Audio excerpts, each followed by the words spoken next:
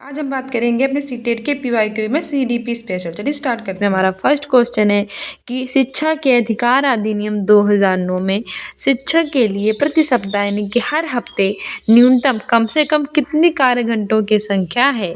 Option A है 30, option B है 56, option C है 45, ऑप्शन डी है 70। से आंसर हो जाएगा ऑप्शन सी 45। शिक्षा का अधिकार अधिनियम आया था 2009 में, जो कि 1 अप्रैल 2010 से प्रभावी हुआ था। इसलिए प्रति सप्ताह यानी कि हर सप्ताह कम से कम जो टीचर होता है उसके लिए न्यूनतम कार्य घंटों की संख्या 45 है। व्याख्या भी है कि शिक्षा के अधिकार अधिनियम 2009 में शिक्षक के लिए प्रति सप्ताह न्यूनतम कार्य घंटों की संख्या 45 है। शिक्षा के अधिकार अधिनियम 2009 के द्वारा शिक्षक के कार्य दिवस इस तरह से होंगे।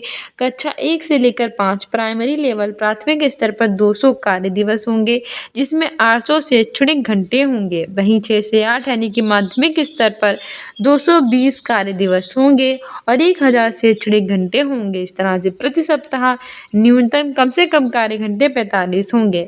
RTE एक्ट 2009 यानी कि राइट टू एजुकेशन एक्ट 2009 1 अप्रैल 2010 से लागू हुआ था। नेक्स्ट है कि एक विद्यालय के प्रधानाचार्य द्वारा जो विद्यार्थी हैं उनकी जो विभिन्न संवेगात्मक समस्याएं हैं उनके कारणों को पहचानने के लिए और उन्हें दूर करने के हेतु कौन सा अनुसंधान किया जाता है। ऑप्शन ए है एक्शन रिसर्च क्रियात्मक अनुसंधान, ऑप्शन बी है गुणात्मक अनुसंधान, ऑप्शन सी है ऐतिहासिक अनुसंधान, ऑप्शन डी है वर्णनात्मक अनुसंधान। सही आंसर हो जाएगा ऑप्शन ए क्रियात्मक अनुसंधान। ठीक है, एक विद्यालय के प्रधानाचार्य द्वारा विद्यार्थियों की विभिन्न संवेगात्मक समस्याएं हैं उनके कारणों को पहचानने के लिए और उन्हें दूर करने के लिए क्रियात्मक यानी अनुसंधान यानी कि एक्शन रिसर्च जो है ये किया जाता है। भी है कि एक विद्यालय के प्रधानाचार्य के द्वारा जो विद्यार्थी हैं उनकी विभिन्न संवेगात्मक समस्याएं होती हैं, उनके क्या कारण होते हैं उनको पहचानने के लिए और उन्हें कैसे दूर कर सकते हैं उसके लिए क्रियात्मक अनुसंधान एक्शन रिसर्च किया जाता है। और वही क्रियात्मक अनुसंधान होता क्या है। क्रियात्मक अनुसंधान एक्शन रिसर्च से तात्पर्य होता है एक ऐसी वैज्ञानिक खोज से जिसका संबंध शिक्षा की क्रियात्मक पक्ष से होता है। इसके द्वारा विद्यालय की जो कार्य प्रणाली होती है उसकी जो समस्याएं होती हैं उनका अध्ययन वस्तुनिष्ठ रूप से किया जाता है। क्रियात्मक अनुसंधान की प्रक्रिया समस्या पर केंद्रित होती है। किस पर? समस्या पर। और इसका प्रयोग केवल शिक्षा के क्षेत्र में नहीं किया जाता बल्कि हमारी बाकी जो परेशानियां होती हैं उन सबको हल करने के लिए किया जाता है। स्टीफन और कोरे ने कहा भी है कि अभ्यासकर्ता जिस प्रक्रिया के माध्यम से अपनी समस्याओं को वैज्ञानिक पद्धति अपने निर्णयों का निर्देशन संशोधन और मूल्यांकन करके व्यवहार में लाता है उसे ही क्रियात्मक अनुसंधान कहते हैं। नेक्स्ट है which of the following theories is related to learning by consequence यानी कि निम्नलिखित में से कौन सा सिद्धांत परिणामों के द्वारा सीखने से संबंधित है। ऑप्शन ए ही क्रिया प्रसूत अनुबंधन, ऑप्शन बी है अंतर्दृष्टि अधिगम, ऑप्शन सी है शास्त्रीय अनुबंधन, ऑप्शन डी है संज्ञानात्मक सीखना। तो बताइए कौन सा सिद्धांत है ये परिणामों के द्वारा सीखने से संबंधित है। सही आंसर हो जाएगा ऑप्शन ए ऑपरेंट कंडीशनिंग। क्रिया प्रसूत अनुबंधन जो होता है ये परिणामों के द्वारा सीखने से क्या है संबंधित है। ठीक है, हमारी व्याख्या भी है कि क्रिया प्रसूत अनुबंधन सिद्धांत परिणामों के द्वारा सीखने से संबंधित है। इस सिद्धांत के द्वारा यदि किसी अनुक्रिया के करने से सकारात्मक और संतोषजनक परिणाम मिलते हैं तो प्राणी ये क्रिया बार बार दोहराता है। असफलता या नकारात्मक परिणाम मिलने पर प्राणी क्रिया को पुनः दोहराने से क्या करता है बचता है, जिससे उद्दीपन अनुक्रिया का संबंध कमजोर हो जाता है। इसका प्रतिपादन स्कीनर ने किया था। अच्छा, होता क्या है कि जो कि क्रिया प्रसूत अनुबंधन का सिद्धांत है इसका प्रतिपादन किया था किसने? स्कीनर से। इसमें होता है कि जब सकारात्मक परिणाम मिलेगा संतोषजनक मिलेगा तो बार बार वो क्रिया की जाएगी, लेकिन वहीं जहाँ पे असफलता मिलने लगेगी नकारात्मक परिणाम मिलेगा तो बार बार क्या वो पुनः उसे करने से भी दोहराएगा, मतलब बार बार उस क्रिया को नहीं करेगा। जहाँ पे हमें निगेटिव रेनफोर्समेंट मिलेगा बल्कि पॉजिटिव मिलेगा तब तो हम करते रहेंगे चाहे कोई भी कार्य हो।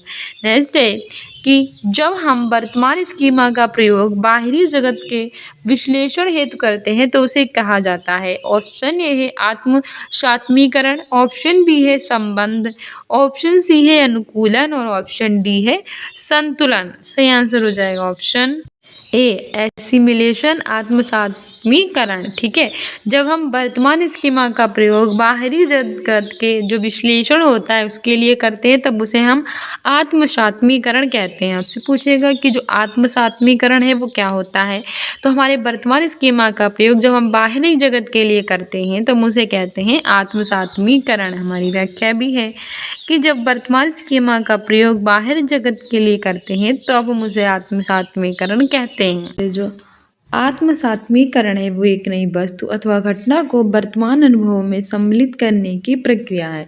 यानी कि हमारे जो वर्तमान में अनुभव है उसमें एक नई वस्तु अथवा घटना को सम्मिलित करने की प्रोसेस ही मूल रूप से आत्मसात्मीकरण कहलाती है। तो अलग से आपसे पूछ रहे कि आत्मसात्मीकरण क्या है, तो वर्तमान अनुभवों में एक नई वस्तु अथवा घटना को सम्मिलित करना ही आत्मसात्मीकरण है। उदाहरण के लिए यदि एक बालक के हाथ में टॉफी रख दिया जाता है तो उसे वे तुरंत मुंह में डाल लेता है, क्योंकि उसे ये पता है कि टॉफी एक खाद्य वस्तु है। एक बालक है, वो जैसे ही टॉफी को देखता है तुरंत मुंह में डाल लेता है। क्यों डाल लेता है? क्योंकि उसके माइंड में पहले से ये कि ये कैसी है, खाद्य वस्तु, खाने वाली वस्तु, इसको खाया जाता है। यह बालक अनुकूलन के द्वारा खाने की क्रिया को आत्मसात कर रहा है।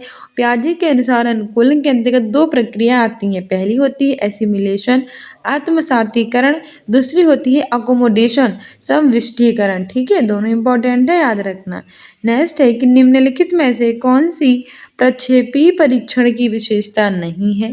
पहला है अस्पष्ट उद्दीपक, दूसरा है अनुक्रिया की स्वतंत्रता, तीसरा है व्यक्तिपरक प्रशिक्षण, चौथा है वस्तुनिष्ठ व्याख्या। से आंसर हो जाएगा ऑप्शन डी वस्तुनिष्ठ व्याख्या। इनमें से कौन सी प्रक्षेपी परीक्षण की विशेषता नहीं है, तो प्रक्षेपी की वस्तुनिष्ठ व्याख्या नहीं है। ऑप्शन डी सही हो जाएगा। व्याख्या भी है कि वस्तुनिष्ठ व्याख्या प्रक्षेपी परीक्षण की विशेषता नहीं है। प्रक्षेपी प्रविधियों में व्यक्ति के सम्मुख किसी उद्दीपक परिस्थिति को प्रस्तुत किया जाता है तथा व्यक्ति को इस बात के अवसर दिए जाते हैं कि वह अपने विचारों को, दृष्टिकोणों को, संवेगों, गुणों, आवश्यकताओं आदि को उस परिस्थिति में आरोपित कर सके। मतलब ये होता है कि जो वस्तुनिष्ठ व्याख्या प्रक्षेपी है ये परीक्षण की कैसी विशेषता नहीं है, क्योंकि प्रक्षेपी प्रविधियों में व्यक्ति के सामने कोई भी उद्दीपक होता है वो प्रस्तुत करते हैं और इस बात के अवसर भी देते हैं कि वो अपने जो विचार हैं, जो थॉट्स हैं, जो दृष्टिकोण है, देखने का नज़रिया है, जो संवेग है, गुण हैं, जो उनकी आवश्यकताएं हैं, इन सबको परिस्थिति में क्या कर सके, आरोपित कर सके। व्यक्तित्व संरचना को ये भी जानने के लिए कि अनेक प्रक्षेपी परीक्षणों का विकास किया जाता है। प्रक्षेपी परीक्षण की विशेषता होती है अस्पष्ट उद्दीपक होता है, व्यक्तिपरक प्रशिक्षण होता है और अनुक्रिया की क्या होती है, स्वतंत्रता होती है। तो प्रक्षेपी परीक्षण की क्या विशेषताएं हैं? अस्पष्ट उद्दीपक, स्पष्ट नहीं होता, व्यक्तिपरक प्रशिक्षण और अनुक्रिया की स्वतंत्रता। नेक्स्ट है, which of the following is the characteristics of a gifted learner. यानी कि निम्नलिखित में कौन सी विशेषता प्रतिभावान शिक्षार्थी की है? ऑप्शन ए है, यदि कक्षा की गतिविधियां अधिक चुनौतीपूर्ण नहीं होती हैं तो वह कम प्रेरित अनुभव करता है और ऊब जाता है। यानी कि एक ऐसा बालक जो प्रतिभावान है, बहुत ज़्यादा उसके अंदर प्रतिभा है, तो इसमें से वह कौन सी विशेषता है जो इसी शिक्षार्थी की है? पहला तो है, आदि हमारे क्लासरूम में जो एक्टिविटीज़ होंगी अगर वो ज़्यादा चुनौतीपूर्ण नहीं होंगी तो बच्चा क्या करेगा, ऊब जाएगा और प्रेरित भी कम अनुभव करेगा। हाँ, सही तो लग रहा है।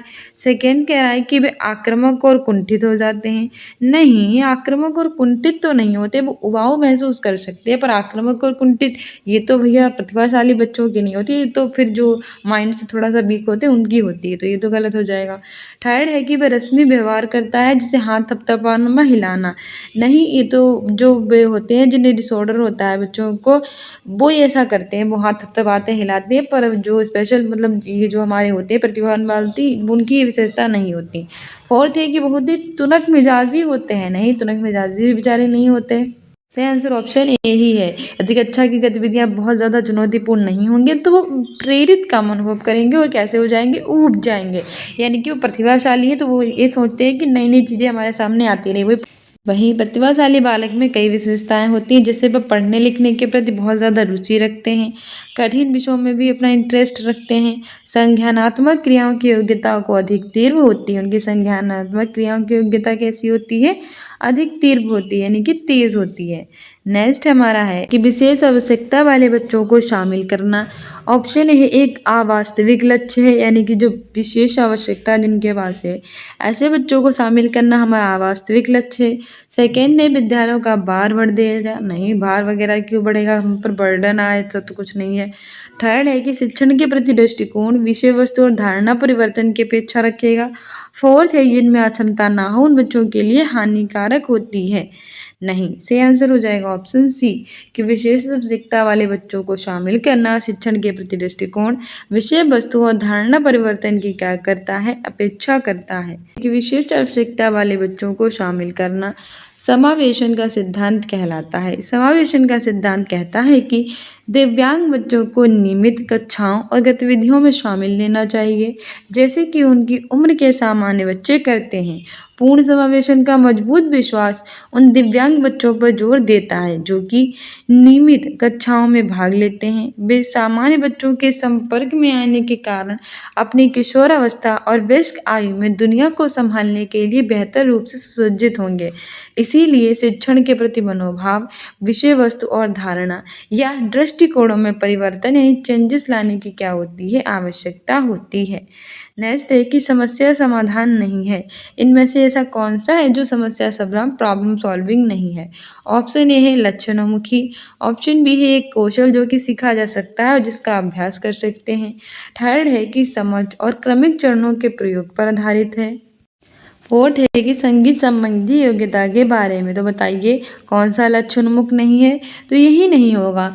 ठीक है, अबाउट म्यूजिकल एबिलिटी यानी संगीत संबंधी योग्यता के बारे में ये लक्षणोन्मुखी नहीं है, जबकि बाकी सारे लक्षणोन्मुखी होते हैं। लक्षणोन्मुखी होता है यही एक कौशल होता है जो हम सीख सकते हैं और जिसका अभ्यास भी कर सकते हैं। साथ ही समस्या समाधान समझ और जो क्रमिक चरण होते हैं उनके जो प्रयोग है उस पर आधारित है। इस तरह हम कह सकते हैं कि समस्या समाधान संगीत संबंधी योग्यता के बारे में नहीं है, बाकी सभी के बारे में है। नेक्स्ट है कि जो हमारा प्रासंगिक अंतर्बोध परीक्षण है उसके व्यक्तित्व को मापने की thematic appreciation test TAT of measuring personalities. Option A है आत्मनिष्ठ विधि है, ऑप्शन बी है वस्तुनिष्ठ विधि है, ऑप्शन सी है प्रक्षेपी विधि है, ऑप्शन डी है प्रयोगात्मक विधि है। सही आंसर हो जाएगा ऑप्शन सी प्रोजेक्टिव टेक्निक यानी कि प्रक्षेपी विधि है। व्याख्या भी है कि प्रासंगिक अंतर्बोध परीक्षण TAT व्यक्तित्व को मापने की एक प्रक्षेपी विधि है। प्रक्षेपी विधि हमारे जो उद्दीपक होते हैं उनके प्रति व्यक्ति की जो प्रतिक्रियाएं होती हैं उनके आधार पर उसके व्यक्तित्व के स्वरूप का वर्णन करने का होता है साधन। थार्प व सप्लर के भी अनुसार प्रक्षेपी विधि के आधार पर अनेक व्यक्तित्व परीक्षणों का निर्माण किया गया है, जिसमें दो सबसे अधिक प्रचलित हैं, जैसे कि रोर्शा का स्याही धब्बा परीक्षण और प्रासंगिक अंतर्बोध परीक्षण। ठीक है, प्रासंगिक अंतर्बोध परीक्षण का निर्माण सन 1935 में मुर्रे और मॉर्गन ने किया था। आपसे पूछेगा भी TAT का जो था वो किसने किया था, तो सन 1935 में मुर्रे और मॉर्गन ने किया था। इसमें कुल 31 कार्ड होते हैं जिसमें 30 चित्रित होते हैं और एक कैसा होता है कार्ड, खाली होता है। नेक्स्ट है which of the following leads to creativity, से कौन सा सृजनात्मकता की ओर हमें ले जाता है। पहला है सान्वेगिक चिंतन, दूसरा है अभिसारी चिंतन, थर्ड है अपसारी चिंतन और फोर्थ है अहमवादी चिंतन। सही आंसर हो जाएगा ऑप्शन सी अपसारी चिंतन। हमारी व्याख्या भी है कि अपसारी चिंतन यानी कि डाइवर्ट थिंकिंग व्यक्ति को सृजनात्मकता की ओर ले जाती है, यानी कि जो अपसारी चिंतन होती है वो व्यक्ति को कहाँ ले जाती है, सृजनात्मकता क्रिएटिविटी की ओर। अपसारी चिंतन में व्यक्ति भिन्न भिन्न दिशाओं में चिंतन कर समस्या का समाधान करता है। इसमें वे समस्या के कई संभावित उत्तरों पर सोचता है और साथ ही अपनी ओर से कुछ नया और मूल शब्द जोड़कर समस्या का समाधान भी करता है। मनोवैज्ञानिकों में अपसारी चिंतन को ही हम सृजनात्मक चिंतन कहते हैं, अर्थात सृजनात्मक चिंतन वे हैं जो नवीन, सार्थक और मौलिक होते हैं। डेवहेल के अनुसार सृजनात्मकता उन मानवीय योग्यता है जिसके द्वारा किसी नवीन रचना और विचारों को प्रस्तुत करते हैं। तो सृजनात्मकता क्या है, वह नवीन योग्यता है, वह मानवीय योग्यता है जिसके द्वारा किसी नवीन विचार या फिर विचारों को प्रस्तुत किया जाता है। क्वेश्चन है यदि बालक की वास्तविक आयु 13 वर्ष है और उसकी मानसिक आयु 14 वर्ष है, तो बुद्धि लब्धि क्या होगी? यानी कि वास्तविक आयु रियल एज तो होगी 13, लेकिन मानसिक आयु कितनी है? 14। तो बुद्धि लब्धि के बारे में पूछा है।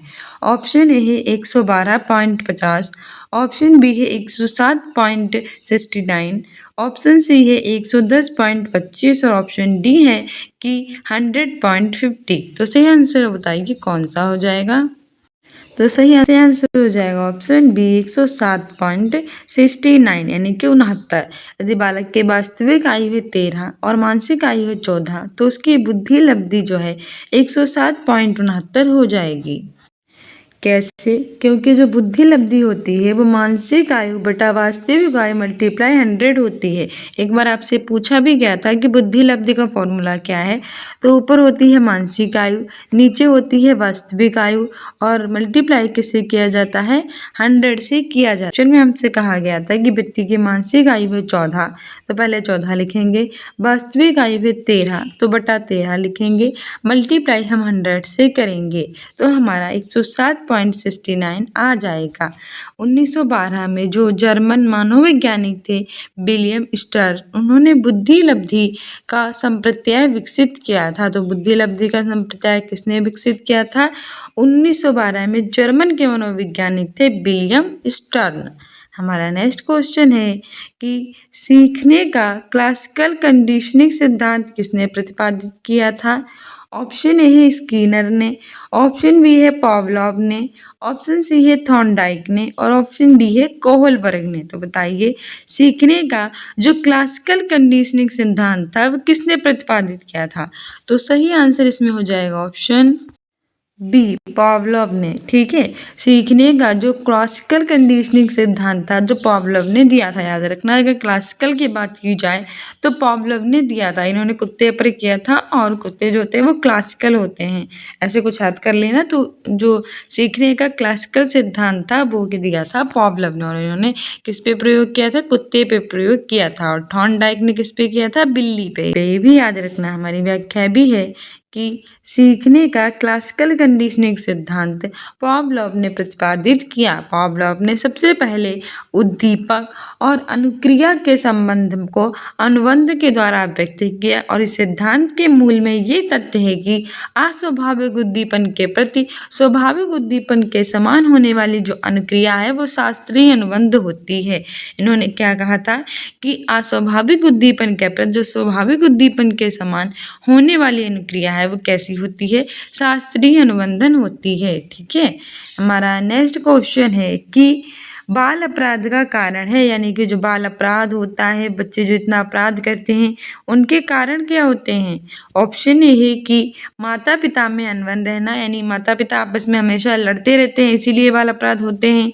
ऑप्शन बी है कि परिवार के सदस्यों का सहानुभूतिपूर्ण व्यवहार, मतलब बहुत ज़्यादा आपस में प्यार बना रहता है, एक दूसरे की मदद करते हैं तो बाल अपराध होते हैं। नहीं, ये तो गलत हो जाएगा क्योंकि ये तो बाल अपराध को रोकता है ना। अगर परिवार में प्रेम बना हुआ है तो बाल अपराध होंगे ही नहीं, बच्चे अपराध करेंगे नहीं।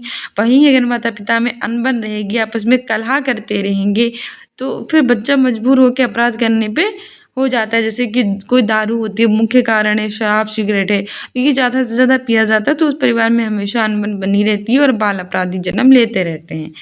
थर्ड है कि परिवार के आपस में सहमति से कार्य होना, नहीं, ये भी पॉजिटिव में है कि परिवार में अगर हम सहमति से कार्य करेंगे तो बाल अपराध कभी नहीं होगा। फोर्थ है कि समृद्ध परिवार, पैसा बहुत ज़्यादा है तो कभी अपराध नहीं होंगे। वहीं अगर गरीबी है तो कॉमन सी बात है कि कहीं ना कहीं उन्हें अपना पैसा चाहिए होगा और इसके लिए वो अपराध में लग सकते हैं। तो बाल अपराध का कारण होता है माता पिता में अनबन रहना, मुख्य कारण है बाल अपराध का कि माता पिता में अनबन रहना, घर में पैसे ना हो पाना, आपस में सहमति ना होना, सहानुभूतिपूर्ण व्यवहार ना करना, ये सारे होंगे। ठीक है, तो यही हमारा मुख्य कारण हो जाएगा बाल अपराध का, जबकि ये सब पॉजिटिव में है क्योंकि ये सब बाल अपराध को रोकते हैं। व्याख्या भी है कि प्रश्नगत विकल्पों के अनुसार माता पिता में अनबन रहना ये बाल अपराध का कारण है, क्योंकि पति पत्नी के बीच में मतभेद, तलाक हो जाता है, यहाँ की एक दूसरे की अगर कहीं पति की कहीं पत्नी की मृत्यु भी हो जाती है, तो इन सब के कारण जो परिवार का संगठन होता है वो बिगड़ जाता है। और ऐसे परिवार को भग्न भग्न मतलब होता है टूटा टूटा हुआ परिवार कहते हैं, जहाँ पति या पत्नी में से किसी एक की मृत्यु हो जाए या फिर किसी का तलाक हो जाए या फिर एक दूसरे को मारपीट होती रहे और मतभेद होते रहे, झगड़े लड़ाई झगड़े होते हैं, तो ऐसे को भग्न या टूटा हुआ परिवार कहते हैं। और ऐसे ही परिवार में जो है अपराधी बालक जन्म लेते हैं, ये हम कह सकते हैं। ये जरूरी नहीं होता कि समृद्ध परिवार में अपराधी बालक ना हो, पर ये मुख्य कारण होता है। ठीक है। और इस प्रकार के परिवार को बालक नाना प्रकार के अपराध करने लगता है। नाना मतलब होता है कई प्रकार के अपराध जो होते हैं वो बालक करता है, जिसमें प्रमुख 3 कारण होते हैं: सामाजिक कारण, आर्थिक कारण और मनोवैज्ञानिक कारण। जेम्स के अनुसार बाल अपराधों का तात्पर्य उस बच्चे से होता है जो आदत के रूप में अपनी निराशाओं को समाज विरोधी कार्यों और हिंसा के रूप में प्रदर्शित करता है। यानी कि व्यक्ति का जो गुस्सा है वो कहीं ना कहीं तो फूटता है, घर परिवार से लड़ झगड़ कर या परिवार को टूटा हुआ बिखरा हुआ पैसों की तंगी की वजह से हमेशा लड़ाई झगड़ा करते हुए देखकर बालक जो होता है वो अपराधी प्रवृत्ति का बन जाता है और अपनी निराशाओं को समाज विरोधी कार्यों में लगा देता है। ठीक है। तो बाल अपराध का मुख्य कारण ये होते हैं। नेक्स्ट है कि बालकों के मुक्त और अनिवार्य शिक्षा अधिकार अधिनियम 2009 में निम्न में से किस पर ध्यान नहीं दिया गया है। यानी कि बालकों के लिए मुक्त और अनिवार्य शिक्षा अधिकार अधिनियम 2000 आया था 9, जिसमें किस पर ध्यान नहीं दिया गया है। ऑप्शन ए है कि अध्यापकों को प्रशिक्षण की सुविधा प्रदान करना। ऑप्शन बी है कि घुमंतु बालकों के प्रवेश को सुनिश्चित करना। ऑप्शन सी है एकेडमिक कैलेंडर को निर्धारित करना। और ऑप्शन डी है 14 वर्ष के पश्चात शिक्षा व्यवस्था। से आंसर हो जाएगा ऑप्शन डी। ठीक है। 14 वर्ष के पश्चात शिक्षा व्यवस्था, arrangement of education after 40 years, इस पर ध्यान नहीं दिया गया था, जबकि उन्होंने साफ बता दिया था कि अध्यापकों को प्रशिक्षण सुविधा प्रदान की जाएगी। यानी कि जो टीचर्स होंगे उन्हें फैसिलिटेट ट्रेनिंग्स ऑफ टीचर बहुत प्रशिक्षित होंगे, जिससे बच्चे को अच्छे से सुविधा प्रदान कर सकें। साथ ही ये भी कहा गया था उसमें कि जो बालक होते हैं घुमंतु, उनके प्रवेश को सुनिश्चित करना, ensuring entry of roaming boys, जो हर समय इधर उधर घूमते रहते हैं, प्रवेश तो होना ही चाहिए। साथ ही ये भी कहा गया था कि एकेडमिक कैलेंडर को क्या करें, निर्धारित करें, लेकिन 14 वर्ष के बाद शिक्षा की व्यवस्था करेंगे नहीं कहा गया था, नहीं पूछा था। इसीलिए हमारा ऑप्शन डी सही हो जाएगा। हमारी व्याख्या भी है कि बालकों के मुक्त और अनिवार्य शिक्षा अधिकार अधिनियम 2009 आया था, जो कि 1 अप्रैल 2010 से प्रभावी हुआ था। इसमें 14 वर्ष के बाद शिक्षा व्यवस्था पर ध्यान नहीं दिया गया था। RTE एक्ट यानी कि राइट टू एजुकेशन एक्ट 2009 का उद्देश्य 6 से लेकर 14 वर्ष की आयु वर्ग के बालक और जो बालिकाएं हैं उनको निःशुल्क शिक्षा प्रदान करना था। इसके अलावा इसमें यह भी कहा गया था कि अध्यापक को प्रशिक्षण सुविधा प्रदान की जाए, घुमंतु बालक है उनके प्रवेश को सुनिश्चित किया जाए और जो एकेडमिक कैलेंडर है उसको निर्धारित करने पर भी ध्यान दिया जाए। ठीक है। राइट टू एजुकेशन एक्ट 2009 था और जो कि 1 अप्रैल 2010 से लागू हुआ था, ये भी याद रखना। नेक्स्ट है कि विच of the following steps makes researchers action research, यानी कि निम्न में से कौन सा चरण शोध को क्रियात्मक अनुसंधान बनाता है। ऑप्शन ए है उपकल्पनाओं का निर्माण। ऑप्शन बी है प्रोग्राम का क्रियान्वयन एवं मूल्यांकन। ऑप्शन सी है सामान्यीकरण और ऑप्शन डी है साहित्य का पुनरीक्षण। तो बताइए इसमें से वो कौन सा चरण था जो हमारे शोध को क्रियात्मक अनुसंधान बनाता है। से आंसर हो जाएगा ऑप्शन बी, प्रोग्राम का क्रियान्वयन एवं मूल्यांकन। ठीक है। इसने पूछा था कि इसमें से कौन सा चरण है जो शोध को क्रियात्मक अनुसंधान बनाता है, तो वो ऑप्शन बी हो जाएगा, प्रोग्राम का क्रियान्वयन एवं मूल्यांकन जो होता है, ये जो हमारे शोध होता है इसको ये क्रियात्मक अनुसंधान बनाता है। हमारी व्याख्या भी है कि प्रोग्राम का क्रियान्वयन और मूल्यांकन चरण शोध को क्रियात्मक अनुसंधान बनाता है। एक थे यस एम कोरे, उनके द्वारा क्रियात्मक अनुसंधान एक ऐसी प्रक्रिया होती है जिसके द्वारा जो शोधकर्ता होता है वो अपने कार्यों और अपने निर्णयों के निर्देशन, संशोधन और मूल्यांकन की जो दृष्टि होती है, उसने अपनी जो समस्याएं होती हैं उनको वैज्ञानिक ढंग से अध्ययन करने का प्रयास करता है। किसके अनुसार? यस एम कोरे के अनुसार। क्या कहा था कि क्रियात्मक अनुसंधान एक ऐसी प्रक्रिया है जिसमें शोधकर्ता अपने कार्य निर्णय को निर्देशन, संशोधन और मूल्यांकन की दृष्टि से अपनी समस्याओं को वैज्ञानिक ढंग से अध्ययन करने का क्या करें? प्रयास। एंडरसन के अनुसार क्रियात्मक अनुसंधान के 7 चरण होते हैं। पहला होता है कि समस्या की ज्ञान पहचान करना। जो हमारे सामने कोई प्रॉब्लम आती है उसकी क्या करना? ज्ञान करना, उसके बारे में जानना और उसकी पहचान करना। सेकंड होता है कार्य के प्रति प्रस्तावों पर विचार विमर्श। जितने भी कार्य किए जाते हैं उनके बाद की जो प्रस्ताव होते हैं उन पर विचार और विमर्श करना। थर्ड होता है योजना का चयन और उपकल्पना का निर्माण करना। जो हमने जो योजना बनाई होती है उसको चयन कर लेना और उसकी उपकल्पना का निर्माण करना। फोर्थ होता है कि तथ्य संग्रह करने की जो विधियां होती हैं उनका निर्माण करना। क्या होती है? तथ्य संग्रह की विधियां करने का निर्माण। फिफ्थ होता है कि योजना का क्रियान्वयन और प्रमाण का संकलन। सिक्स होता है जो तथ्य होते हैं उस पर आधारित निष्कर्ष। और सेवंथ होता है कि दूसरे के परिणामों की सूचना। तो इसके 7 चरण होते हैं एंडरसन के अनुसार। पहला होता है कि समस्या को जानना पहचानना। दूसरा होता है उस कार्य के प्रति प्रस्तावों पर विचार विमर्श। थर्ड होता है योजना का चयन और उपकल्पना का निर्माण। फोर्थ होता है तथ्य संग्रह करने की विधियों का निर्माण। फिफ्थ होता है योजना का क्रियान्वयन और प्रमाण का संकलन। फिफ्थ होता है तथ्यों पर आधारित निष्कर्ष। और सेवंथ होता है कि दूसरों को परिणामों की सूचना। ठीक है। नेक्स्ट है अल्बर्ट बंडूरा के अनुसार निरीक्षणात्मक अधिगम हेतु 4 परिस्थितियां आवश्यक हैं। इन परिस्थितियों का सही क्रम क्या है? अल्बर्ट बंडूरा जो थे उन्होंने निरीक्षणात्मक अधिगम के लिए 4 परिस्थितियां आवश्यक बताई थी। तो हमसे पूछा गया है कि उन परिस्थितियों का क्रम कौन कौन सा है। ऑप्शन ए है अनुप्रेरणा, अवधान, धारणा, पुनरुत्पादन यानी कि मोटिवेशन, अट्रैक्शन, रिटेंशन, रिप्रोडक्शन। अवधान, अनुप्रेरणा, धारणा, पुनरुत्पादन, attention, motivation, retention, reproduction. Third है अवधान, धारणा, पुनरुत्पादन, Anuprerna, attention, retention, reproduction, motivation. और फोर्थ है अवधान, धारणा, अनुप्रेरणा, पुनरुत्पादन, अटेंशन, रिटेंशन, मोटिवेशन, रिप्रोडक्शन। तो बताइए हमसे सही क्रम पूछा है तो सही क्रम हो जाएगा ऑप्शन सी। सबसे पहले अवधान यानी कि अटेंशन आएगा, फिर हमारी धारणा आएगी यानी कि रिटेंशन आएगा, फिर पुनरुत्पादन आएगा यानी कि रिप्रोडक्शन आएगा, फिर अनुप्रेरणा यानी कि मोटिवेशन आएगा।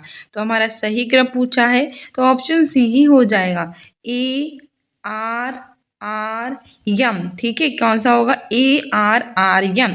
Attention, detection, reproduction, motivation. Attention, detection, reproduction, motivation.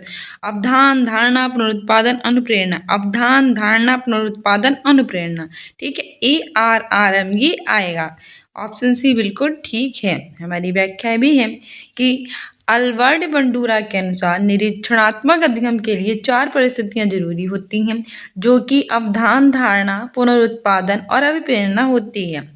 इस प्रकार के अधिगम में व्यक्ति समाज के व्यवहार को सीखता है। इस प्रकार का जो लर्निंग होती है इसमें व्यक्ति कैसे सीखता है? समाज के व्यवहार से। इसीलिए कभी कभी सामाजिक अधिगम भी कहा जाता है। इसीलिए इसे हम क्या कहते हैं? कभी कभी सामाजिक अधिगम। है कि सिगमंड फ्राइड के अनुसार अचेतन मन की विशेषताओं को ज्ञात करने की सर्वाधिक उपयुक्त विधि कौन सी है? यानी कि जो सिगमंड फ्राइड थे उन्होंने अचेतन जो हमारा मन होता है, ऐसा मन जो मतलब जो चेतन नहीं होता है, अचेतन होता है, इसकी विशेषताओं को ज्ञात करने की सबसे अच्छी विधि, सर्वाधिक मतलब सबसे अच्छी उपयुक्त विधि कौन सी है? ऑप्शन ए है केस स्टडी, व्यक्तित्व अध्ययन। ऑप्शन बी है कि ड्रीम एनालिसिस, स्वप्न विश्लेषण। थर्ड है सोशियोमेट्री टेक्निक यानी कि समाजमिति तकनीक। और इंटरव्यू यानी कि साक्षात्कार। से आंसर हो जाएगा ऑप्शन बी ड्रीम एनालिसिस यानी कि स्वप्न विश्लेषण। सिगमंड फ्राइड जो थे उनके द्वारा जो हमारा अचेतन मन होता है उसकी जो विशेषताएं होती हैं उसको ज्ञात करने की, उसको जानने की सबसे अच्छी विधि होती है ड्रीम एनालिसिस यानी कि स्वप्न विश्लेषण। ठीक है, हमारी व्याख्या भी है कि सिगमंड फ्रायड के अनुसार अचेतन मन की विशेषताओं को ज्ञात करने के लिए सबसे अच्छी विधि स्वप्न विश्लेषण विधि होती है। स्वप्न विश्लेषण विधि के प्रतिपादक जो हैं वो सिगमंड फ्रायड हैं। उनके द्वारा स्वप्न में व्यक्ति अचेतन की दमित इच्छाओं की पूर्ति करता है, यानी कि हमारे अचेतन की कई सारी ऐसी इच्छाएं होती है जो मर चुकी होती है, दमित, जिनका मतलब दमित इच्छाओं को पूरा करता है, उसे कहते हैं हम अचेतन। ठीक है, उसे कहते हैं हम स्वप्न। अतः रोगियों के सपनों का विश्लेषण करके जो चिकित्सक होता है वो उनके अचेतन के संघर्ष और जो चिंताएं होता है उनके बारे में भी जान सकता है। फ्रायड जो थे उन्होंने स्वप्न वालकालीन चाहतों इच्छाओं को पूरा करने का भी माध्यम बताया है। इसीलिए मनोविश्लेषण में परामर्शग्राही को स्वप्न देखने और उन्हें याद करके बताने को क्या किया गया है, प्रेरित किया गया है। नेक्स्ट है कि ADHD का क्या अर्थ है। ADHD मीन्स ऑप्शन ए इसमें है कि बातचीत कठिनाई वाले बालक, children with speaking difficulty. ADHD की फुल फॉर्म याद रखना बहुत काफी बार एग्जाम में पूछी जा सकती है। Attention deficit hyper active disorder क्या होती है, attention deficit hyper active disorder. ADHD attention deficit hyper active disorder. ठीक, ऑप्शन बी है कि श्रवण दुर्बलता वाले बालक, children with hearing deficiency. Third है कि ध्यान विकार वाले बालक, children with disorder of attention. Option D है दृष्टिहीनता वाले बालक, चिल्ड्रन विद विजुअल इम्पेयरमेंट। तो जैसे कि ADHD की फुल फॉर्म है attention deficit hyper active disorder, यानी कि ध्यान विकार वाले बालक। ठीक है, children with disorder of attention. तो ऑप्शन सी बिल्कुल सही हो जाएगा। ADHD का मतलब होता है कि attention deficit hyper active disorder, यानी कि ध्यान विकार वाले बालक। ठीक है, हमारी व्याख्या भी है कि ADHD का अर्थ होता है ध्यान विकार वाले बालक। इसकी फुल फॉर्म होती है attention deficit hyper activity disorder. ये हमारा एक मस्तिष्क विकार होता है, हमारे मस्तिष्क से संबंधित एक समस्या होती है जो कि ध्यान देने के लिए, स्थिर यानी एक जगह पे बैठे रहने के लिए और अपनी जो व्यवहार होता है उसको नियंत्रित करने के तरीके होते हैं उसको कैसे करता है, इफेक्ट करता है, प्रभावित करता है। यह बच्चों और किशोरों में होता है। ये जो ADHD होती है वो किस में होती है, बच्चों में होती है और किशोरों में होती है। नेक्स्ट हमारा क्वेश्चन है कि एक परीक्षण जो व्यक्ति के किसी एक या अधिक क्षेत्रों में उसकी जो विशेषताएं होती हैं और अगर उसकी कमियां होती हैं उसको व्यक्त करने के लिए बनाया जाता है तो वह क्या कहलाता है। तो ऑप्शन ए है कि उपचारात्मक परीक्षण, रेमेडिकल टेस्ट। ऑप्शन बी है निदानात्मक परीक्षण, डायग्नोस्टिक्स टेस्ट। ऑप्शन सी है उपलब्धि परीक्षण, अचीवमेंट टेस्ट। और ऑप्शन डी है रचनात्मक परीक्षण, फॉर्मेटिव टेस्ट। तो बताइए इसमें हमारा सही आंसर क्या होगा कि एक ऐसा परीक्षण जो व्यक्ति की किसी एक या फिर अधिक क्षेत्रों में जो उसकी विशेषताएं और कमियां होती हैं उसको व्यक्त करने के लिए बनाते हैं। तो व्यक्ति की विशेषताओं और कमियों को एक या अधिक क्षेत्रों में बताने के लिए बनाया जाता है तो वो क्या कहलाता है। से आंसर हो जाएगा ऑप्शन सी अचीवमेंट टेस्ट, यानी कि उपलब्धि परीक्षण।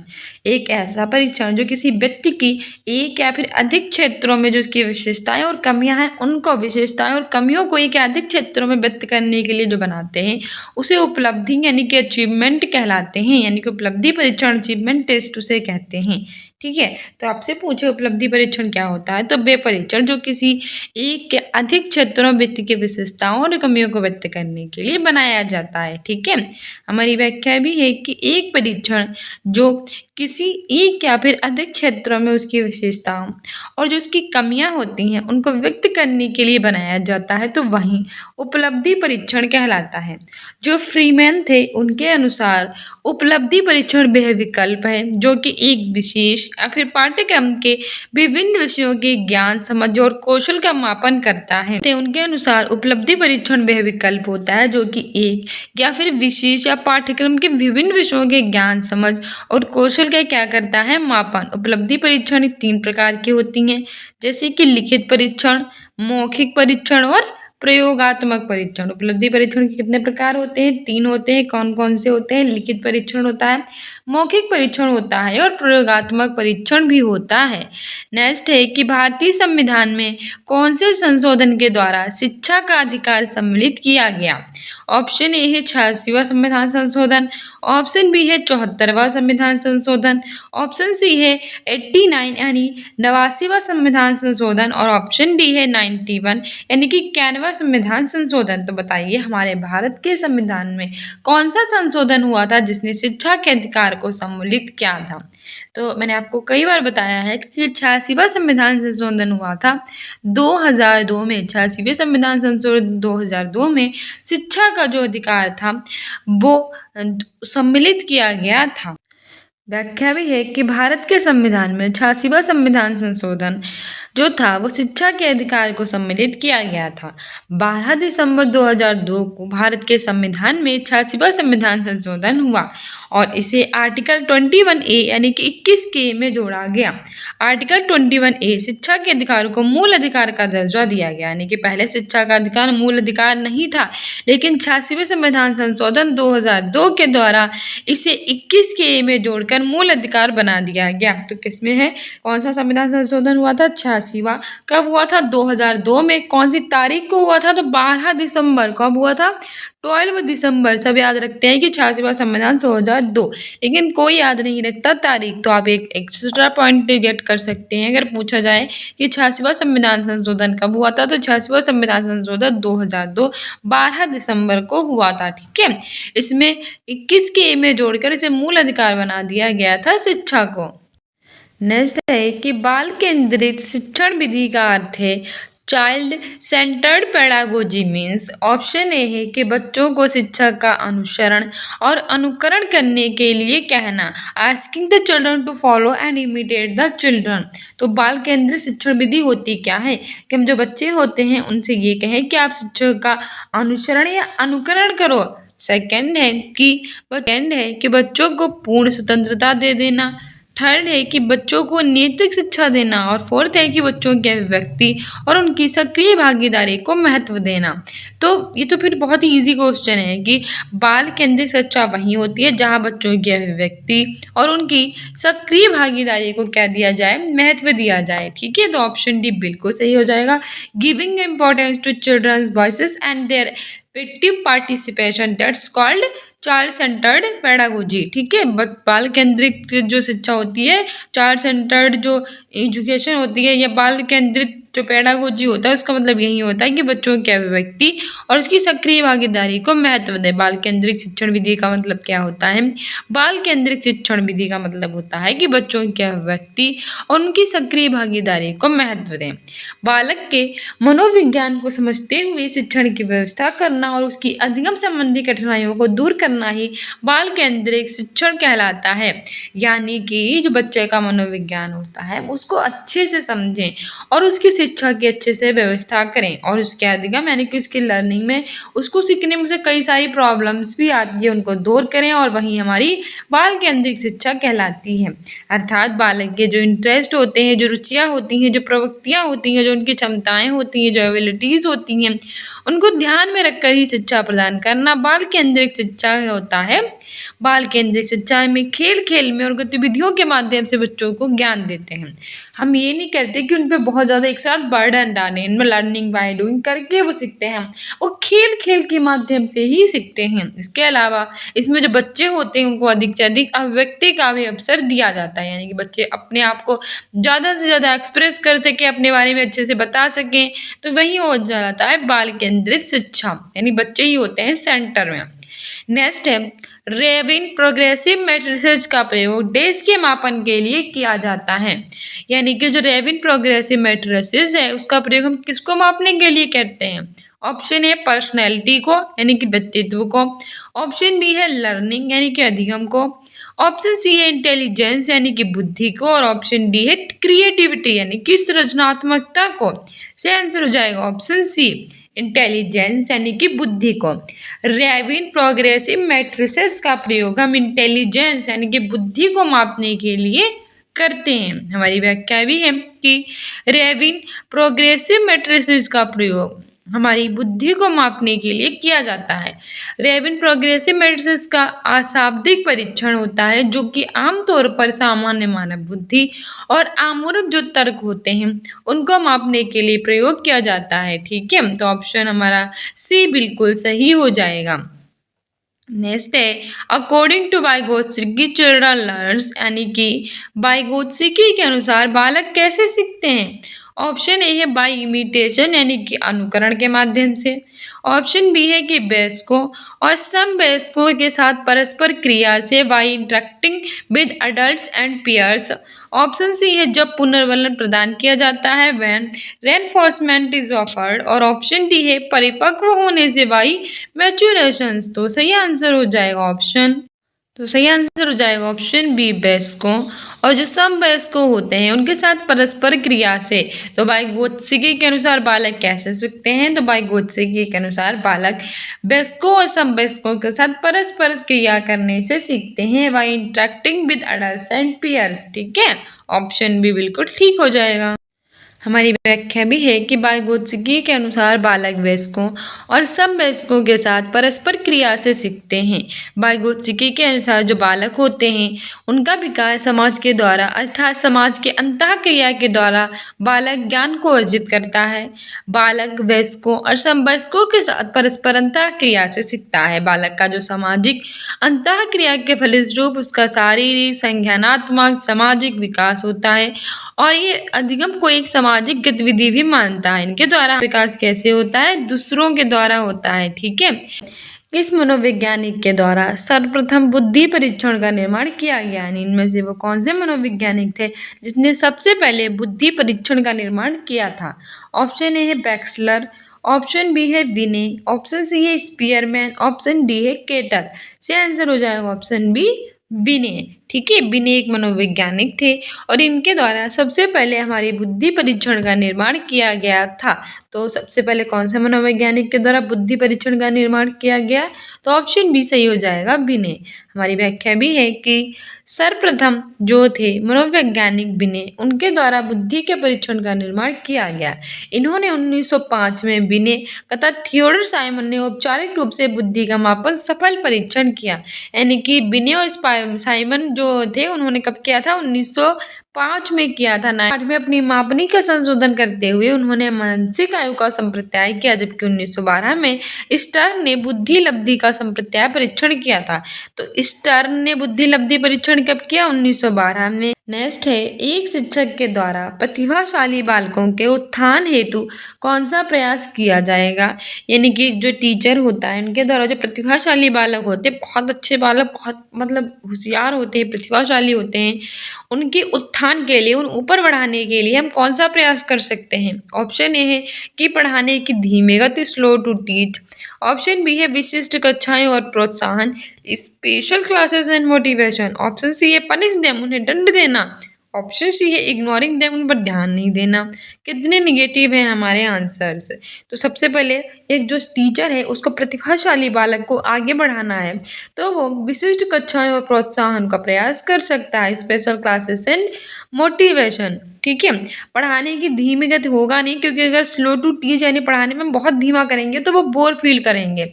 पनिश देम, उन्हें दंड देना नहीं, बच्चों को बिल्कुल दंड नहीं देना चाहिए। इग्नोर कर देना उन्हें बिल्कुल भी नहीं, उन्हें इग्नोर क्यों करेंगे, बच्चे क्या इग्नोर होने के लिए आपके पास आए हैं। तो एक शिक्षक है वो प्रतिभाशाली बालकों को ऊपर बढ़ाना चाहता है तो वो उन्हें विशिष्ट कक्षाएं, स्पेशल क्लासेस दे सकता है और मोटिवेशन दे सकता है। ठीक है, ऑप्शन बी बिल्कुल सही हो जाएगा। व्याख्या भी है कि एक शिक्षक द्वारा प्रतिभाशाली बालकों के उत्थान हेतु विशिष्ट कक्षाएं व प्रोत्साहन देने का प्रयास किया जाएगा। प्रतिभाशाली बालक जो होता है वो सामान्य बालकों से सभी बातों में कैसा होता है, श्रेष्ठकर होता है। चाहे पढ़ने हो, चाहे लिखने में हो, चाहे अलग एक्टिविटीज में हो, वो सामान्य बालकों से आगे ही होता है, इसीलिए हम उसे प्रतिभाशाली बालक कहते हैं। प्रतिभाशाली बालकों को किस प्रकार की शिक्षा दी जाए, इस संबंध में हैविंग हर्स्ट ने लिखा है कि प्रतिभाशाली बालकों के लिए शिक्षा का सफल क्रियान्वयन वही हो सकता है जिसका उद्देश्य उनकी विभिन्न योग्यताओं का विकास करना हो। और इस दृष्टि से प्रतिभाशाली बालकों की शिक्षा का कार्यक्रम इस तरह से होना चाहिए। विशेष और विस्तृत पाठ्यक्रम, विशेष अध्ययन की सुविधाएं, शिक्षक का व्यक्तिगत ध्यान, पाठ्य सहगामी क्रियाओं का आयोजन और सामाजिक अनुभव का अवसर आदि। ये सारी होती हैं कौन कौन सी? विशेष और विस्तृत पाठ्यक्रम, विशेष अध्ययन की सुविधाएं, शिक्षक का व्यक्तिगत ध्यान, पाठ्य सहगामी क्रियाओं का आयोजन और सामाजिक अनुभव और अवसर। ठीक है। नेक्स्ट है कि NCF 2005 में कला शिक्षा को जोड़ने का उद्देश्य the aim of adding art education in NCF 2005 इज, यानी कि 2005 में जो NCF आया था इसकी फुल फॉर्म याद रखना, नेशनल करिकुलम फ्रेमवर्क। ठीक है, नेशनल करिकुलम फ्रेमवर्क NCF की फुल फॉर्म पूछ लेता है तो नेशनल करिकुलम फ्रेमवर्क 2005 में आया था। उसमें कला शिक्षा को जोड़ने का उद्देश्य क्या था? ऑप्शन ए है कि तार्किक चिंतन में अभिवृद्धि करना, to improve logical reasoning. Option B है कि वैज्ञानिक दृष्टिकोण का विकास करना, to develop scientific outlook. Third था कि सांस्कृतिक विरासत की सराहना, टू अप्रिशिएट कल्चरल हेरिटेज। और ऑप्शन डी था ऐतिहासिक जगहों का परिभ्रमण करना, टू विजिट हिस्टोरिकल साइट्स।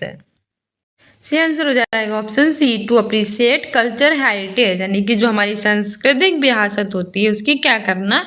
सराहना करना। हमारी व्याख्या भी है कि NCF 2005 यानी कि नेशनल करिकुलम फ्रेमवर्क 2005 में जो कला शिक्षा को जोड़ा गया था इसका मुख्य उद्देश्य जोड़ने का यही था कि सांस्कृतिक विरासत की क्या करना? सराहना करना। ठीक है। NCF 2005 के अनुसार स्कूलों में कला शिक्षा को शामिल करने का उद्देश्य छात्रों में व्यक्तित्व और मानसिक स्वास्थ्य के पूर्ण विकास के लिए सांस्कृतिक विरासत की सराहना करना और एक दूसरे के काम के लिए सम्मान विकसित करना और पर्यावरण से क्या होना था? जुड़ना था। तो दो चार बातें याद रखना कि NCF की फुल फॉर्म होती है नेशनल करिकुलम फ्रेमवर्क, ये 2005 में आया था। इसमें कला शिक्षा को जोड़ा गया था जिसका मुख्य उद्देश्य था जोड़ने का सांस्कृतिक विरासत की पहचान करना। ठीक है। हमारा नेक्स्ट है कि विकास कभी ना समाप्त होने वाली प्रक्रिया है। ये विचार संबंधित है, मतलब जो हमारा विकास है यानी कि जो डेवलपमेंट है वो कभी भी समाप्त नहीं होता, नेवर एंडेड प्रोसेस है, कभी ना समाप्त होने वाली प्रक्रिया। तो ये विचार से किससे संबंधित है? ऑप्शन ए है कि निरंतरता के सिद्धांत से, principle of continuity. Option B है कि अंतः संबंध के सिद्धांत से, प्रिंसिपल ऑफ इंटररिलेशन। थर्ड है कि अन्योन्य क्रिया के सिद्धांत से, प्रिंसिपल ऑफ इंटरेक्शन। और ऑप्शन डी है कि एकीकरण के सिद्धांत से, प्रिंसिपल ऑफ इंटीग्रेशन। तो बताइए कि विकास जो है वो कभी ना समाप्त होने वाली प्रक्रिया है यानी नेवर एंडेड प्रोसेस है, किससे संबंधित है? तो ये संबंधित है निरंतरता के सिद्धांत से। ऑप्शन ए बिल्कुल सही हो जाएगा। हमारी व्याख्या भी है कि विकास कभी ना समाप्त होने वाली प्रक्रिया है और ये विचार हमारा निरंतरता के सिद्धांत से संबंधित है। इस सिद्धांत के अनुसार विकास की प्रक्रिया बिना रुके चलती रहती है, यानी कि विकास कभी भी रुकता नहीं है, डेवलपमेंट वो हमेशा चलता रहता है, परंतु ये कभी धीमी और कभी तीव्र हो जाती है, यानी कि कभी तो ये बहुत ज़्यादा फास्ट होगा तो कभी बहुत ज़्यादा कैसा हो जाएगा? स्लो हो जाएगा। ठीक है। तो कैसी होती है? नेवर एंडेड प्रोसेस होती है, हमेशा चलती रहती है, निरंतरता के सिद्धांत से संबंधित है। लेकिन ये जो होती है कभी बहुत धीमी हो जाती है, कभी बहुत तेज, लेकिन कभी भी रुकती नहीं है, बिना रुके चलती है।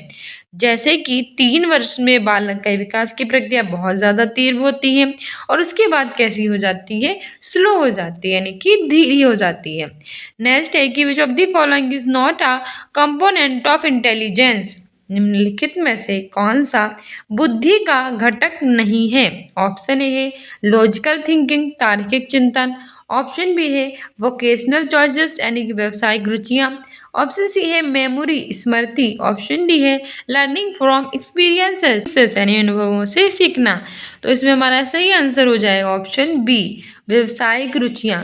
ठीक है, ये हमारी बुद्धि का घटक नहीं है, जबकि लॉजिकल थिंकिंग, तार्किक चिंतन, मेमोरी हमारी स्मृति और अनुभवों से सीखना, लर्निंग फ्रॉम एक्सपीरियंसेस, ये सभी हमारी बुद्धि के घटक होते हैं। नहीं पूछा था तो ऑप्शन बी हो जाएगा, व्यावसायिक रुचियाँ नहीं हैं।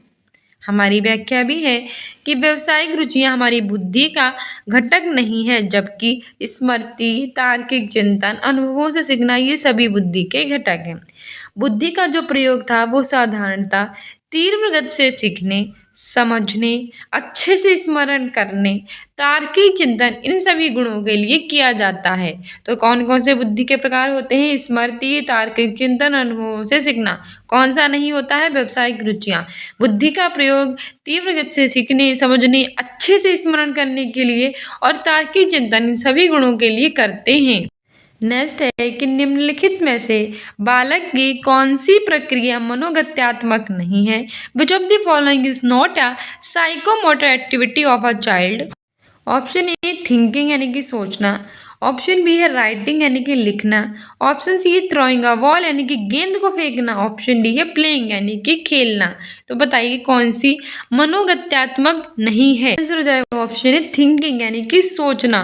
तो विच of the following is not a psychomotor activity of a child? That is thinking. तो निम्नलिखित में से कौन सी बालक की मनोगत्यात्मक क्रिया नहीं है? तो सोचना ये मनोगत्यात्मक क्रिया नहीं है, जबकि लिखना, गेंद फेंकना, खेलना, ये तीनों मनोगत्यात्मक क्रियाएं होती हैं।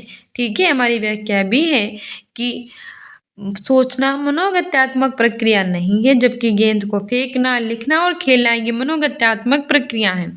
मनोगत्यात्मक गति को हम गत्यात्मक शारीरिक गतिविधि के रूप में परिभाषित करते हैं, जो हमारे मानसिक घटक पर होती है डिपेंड और ज़्यादातर गैर लक्ष्य को निर्देशित करती है। यह मांसपेशियों के कार्यों और मानसिक गतिविधियों को संचेत नियंत्रण तथा शरीर में गति की उत्पत्ति को भी क्या करती है? संदर्भित। नेक्स्ट है व्यक्तित्व को मापने के लिए 16 पीएफ प्रश्नावली किसने दी? ठीक है, तो ऑप्शन ए है गॉर्डन आलपोर्ट, ऑप्शन बी है शेल्डन, ऑप्शन सी है आरबी कैटल, ऑप्शन डी है स्प्रेंजर। सही आंसर हो जाएगा ऑप्शन सी आरबी कैटल। व्यक्तित्व को मापने के लिए जो 16 पीएफ प्रश्नावली थी वो आरबीएफ कैटल ने दी थी। हमारी व्याख्या भी है कि व्यक्तित्व को मापने के लिए 16 पीएफ प्रश्नावली का निर्माण आरबी कैटल ने किया था। सो डियर स्टूडेंट्स, ये था हमारा सीटेट का प्रीवियस ईयर का पेपर जो मोस्ट इंपॉर्टेंट था और मोस्ट इंपॉर्टेंट क्वेश्चन हमने पूछे थे। आई होप आपको पसंद आए होंगे। अगर किसी प्रकार के कोई कंफ्यूजन हो तो प्लीज़ कमेंट बॉक्स में पूछना और हमारे चैनल को सब्सक्राइब कर लेना था।